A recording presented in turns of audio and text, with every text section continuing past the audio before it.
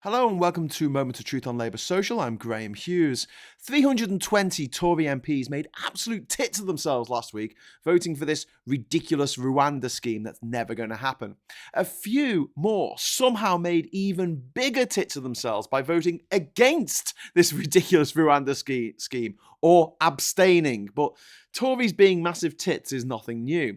But nobody made more of a tit of themselves than Theresa Coffey. The answers to the question, what if a colostomy bag filled with rancid blancmange was brought to life by an evil wizard? Before we get into it, I will take this opportunity to remind everyone that this woman got into and subsequently dropped out of Oxford University. She's also privately educated. You might want to put those two things together, but that's up to you. Here's the clip. I have to say I was somewhat astonished by the speech of the shadow Home Secretary, who can't even get the name of the country right, talking about the Kigali government when we're talking about Rwanda. You know, a respected country that has recently been president of the Commonwealth. In that regard, though, Mr. Oh my God, I'm so sorry. I should have put a trigger warning on that, but for my fellow geography nerds, Kigali is obviously the capital of Rwanda.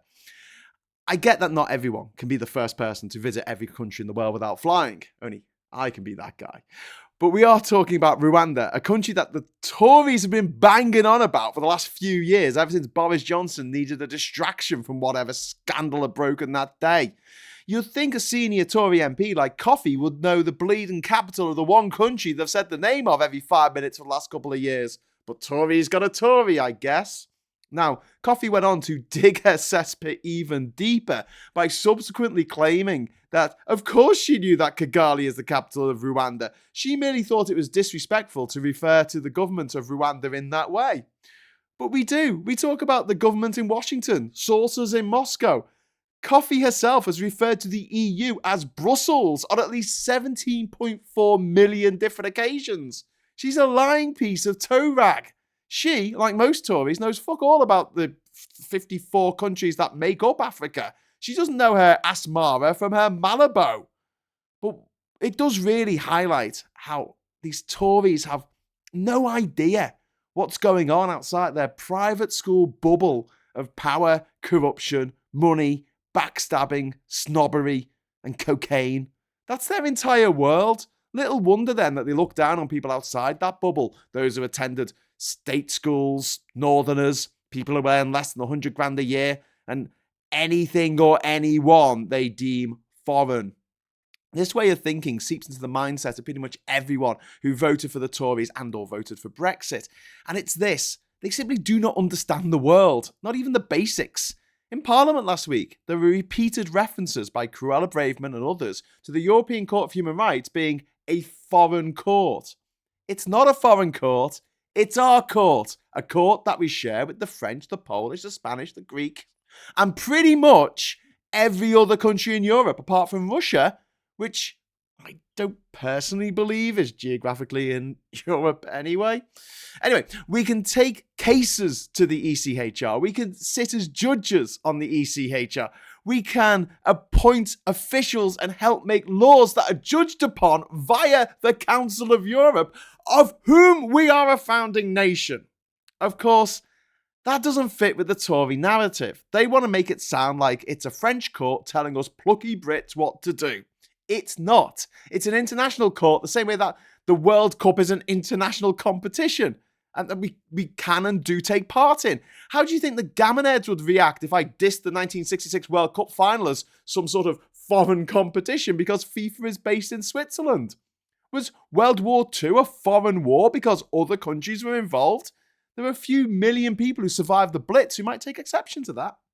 But here's the thing, the Tories know their voters and they know that your typical Tory voter couldn't give a shit about the rest of the world. To them, the rest of the world is an abstract concept rather than the real thing. They don't care about foreign investment or overseas aid or climate change. They couldn't point to Rwanda on a map. This limited worldview is also common with people who voted for Brexit. There were some, not many, but who didn't vote for Brexit out of racism, but voted for it because they genuinely believed that leaving the European Union, the most successful trading union in human history, would give the UK an advantage when it comes to new trade deals with the rest of the world. This, of course, smacks of a fundamental misunderstanding of how trade deals work, but also a very basic childlike view of human civilization. There are around 200 countries in the world, and sad to say, three quarters of them are either relatively poor or dirt poor. I wish it wasn't so, but it is. Of the 50 countries that have a decent amount of wealth to their name, almost all are in Europe, not only in Europe, but in the European Union. If you'd like a real quick education on how unequal things are out there, there are 56 countries in the Commonwealth. Of them, the 4 richest in terms of GDP are India, the UK, Canada, and Australia. If you take the GDP of the remaining 52 countries and add them together, it works out to over $500 billion less than the GDP of Germany. One country. So we could have the greatest trade deals imaginable with 52 countries with a combined population of over 1 billion people, and yet they would still not be as lucrative as the one we had with Germany when we were a senior member of the EU. Let's take a closer look at one of those Commonwealth countries. Let's say Rwanda, to whom we're just given £290 million to take no refugees whatsoever. That UK taxpayer-funded bung alone has increased Rwanda's GDP by a massive 3.2%. It's a lot of money for an impoverished country like Rwanda. Let's say that, as a result of giving them loads of money, we get an absolutely incredible trade deal with Rwanda. One in which we can sell them absolutely anything, no limits, no quotas, no red tapes, no customs checks, no tariffs. Just like the one we used to have with Germany.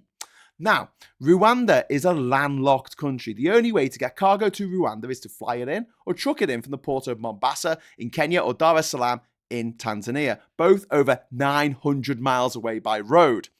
If we haven't got an equally amazing trade deal with both Kenya and Tanzania, that's not really an option. But let's just say it is. Here's the thing. In my experience, the good people of Rwanda want pretty much the same things as they do in every other developing country in the world. Cheap food, cheap clothes, and cheap mobile phones. Now, given the high cost of land and the high cost of living here in the UK, there is no way we can export cheap food anywhere, let alone to a landlocked African country over 4,000 miles away as the crow flies. 11,000 miles away as the ship sails and the lorries drive if you want to avoid getting shot at by the Houthis as you pass Yemen. There is no way we can make clothes cheaper than they make them in Bangladesh. We can't make electronics cheaper than they are made in China. It's just not going to happen. The idea that we're going to sell the people of Rwanda services is simply nuts. What would that be? Share portfolios, banking services, mortgage brokers, consultancies? Maybe we could provide them with IT services, get their post office accounts up to speed. I wish I was giving a worst case scenario, but Rwanda isn't even the poorest country in the Commonwealth. There are 26 countries with smaller economies. But Graham, I hear you say, what about Japan, Singapore, South Korea, Australia, New Zealand, Canada and America? Can't we trade more with them outside the EU than we could inside? The simple answer is no. And even if we could, our trade with them would never even come close to compensating us for the trade we've lost with the EU. Why? Because of economic gravity. You trade more with the countries closest to you. So if you put up trade barriers with your immediate neighbours, when they include the vast majority of the world's advanced economies, tens of millions of customers who can actually afford what you're selling in favour of trade with poor people on the other side of the planet, that's going to hit your economy about as hard as the rocks below if you decide to drive your big red Brexit bus off a cliff. To quote Radiohead, gravity always wins. In short, people really need to brush up on their geography and their understanding of the world, because otherwise, gobshites like Theresa Coffey will continue to be elected to Parliament, creating laws they claim are the will of the people, something that, like geography, economics, and common decency, they know vanishingly little about. That's my take on the matter. Let me know yours in the comments below.